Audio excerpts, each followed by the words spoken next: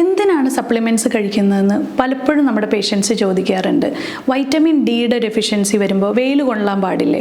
അതുപോലെ തന്നെ omega fatty acids നമുക്ക് ധാരാളം ഫിഷിൽ നിന്ന് കിട്ടില്ലേ?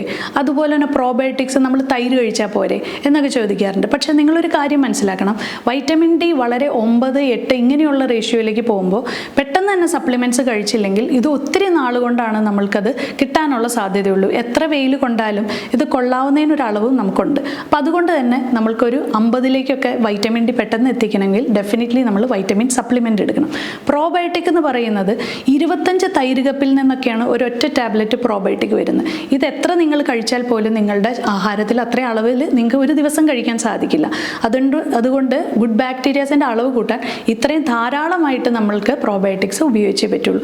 എല്ലാ വൈറ്റമിൻസിനും മിനറൽസിനും അതിൻ്റേതായിട്ടുള്ള ഡെഫിഷ്യൻസീസ് വരുമ്പോൾ അത്രയും ബൂസ്റ്റിങ് ചെയ്താൽ മാത്രമേ ആ ഒരു അളവിലേക്ക് നമുക്ക് എത്തിക്കാൻ സാധിക്കുള്ളൂ. അപ്പോൾ അതുകൊണ്ട് സപ്ലിമെൻറ്റ്സ് എടുക്കേണ്ട സമയത്ത് എടുക്കേണ്ട പോലെ എടുക്കുക.